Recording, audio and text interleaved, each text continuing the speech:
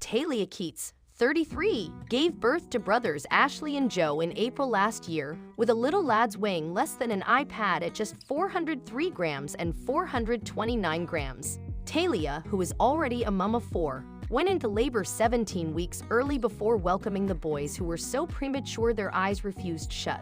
Talia and Oliver, a business owner, found out they were having twins in November 2018. They already had their hands full with 4 kids at home: Imogen, 8, Jacob, 7, Theo, 6, and Sebastian, 3, but were so excited to expand their happy family. When they discovered they were twin boys at a later scan, they decided to name them Joe and Ashley and set about buying matching baby grows for the pair. But at 17 weeks, Talia began to bleed heavily and was rushed to Royal United Hospital in Bath, Somerset. Doctors couldn't work out what was wrong, so sent her home. But just 3 weeks later, Talia's waters broke in one of the amniotic sacs which contained Joe. Although a termination was suggested, Talia held on until 23 weeks when she finally went into labor and was warned that Joe, the larger of the 2 twins, would not survive. Despite the odds, Joe and Ashley were delivered safely at Southmead Hospital in Bristol. After the twins were born, both were rushed into critical care, where they remained for a few months, and Talia couldn't even touch her newborns until they were 5 weeks old. The mom said they were taken straight to the neonatal unit. It was awful. You never know if you're going to get a call to say they haven't made it, if they are going to survive. Their skin was so fragile that our touch could have broken it, and their little eyes refused shot as they were so underdeveloped.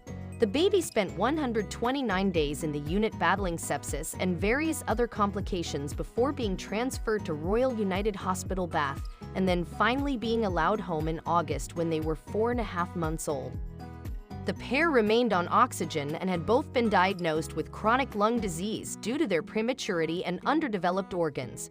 But doctors assured that as the twins got bigger, their lungs would grow and they should beat the disease. Joe was such a placid little baby, while Ashley had more of a temper, Tania said. But the pair of them were like 2 peas in a pond, and it was magical to watch them and have them home. The family thought they were out of the woods and on the way to a full recovery, but unfortunately that wasn't quite the case. Talia and Oliver began to worry about Ashley as he wasn't putting on as much weight as Joe and had always been on more oxygen than his brother.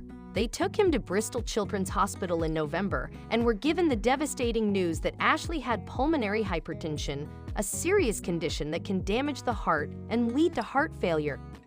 It had been caused by the chronic lung disease the twins had had since birth, and the family were told it was incurable just a short while later. Ashley was ventilated until January, when doctors pulled the parents aside and told them that their little boy wasn't going to make it. His lungs were too weak, and they were told he would never breathe on his own. That night, a nurse switched off his ventilator and placed Ashley in Talia's arms. Oliver and I sobbed uncontrollably as we told Ashley how much we loved him, Talia said. We cuddled him for 40 minutes before our tiny boy passed away in my arms. He was only 9 months old, and I'll never get over the heartbreak. Talia's mom, Lindsay, 56, had stayed with her other children that night and said that Joe had felt it when Ashley passed away. Mom told us that at the exact time Ashley left us, Joe had woken up in his cot, screaming. Talia said he knew his brother was gone. The family held Ashley's funeral in February at their local church and carried him in a little white coffin draped in white flowers. The pain of losing him is with me every day, but I'm glad that Ashley is no longer suffering, Talia said. It feels so cruel. Most of his life he was traumatized by invasive procedures. And for what? It's horrible to say, but sometimes I wonder if it would have been better for him to have died at birth, or for us to have gone ahead with a termination. But then we would have lost Joe too. You can't let those decisions get you down though. We made them for all the right reasons. Joe is now 1 and weighs PS11. He's finally big enough to fit into the baby growth that Talia bought before he was born. She keeps Ashley safely in a memory box given to her by a friend, which the family are filling with keepsakes for Joe to open when he turns 18 in memory of his lost twin. I know he misses his twin. We all do, Talia said of Joan. They both fought so hard, and I will always be proud of that. Ashley may have lost his battle, but he will always be in our hearts.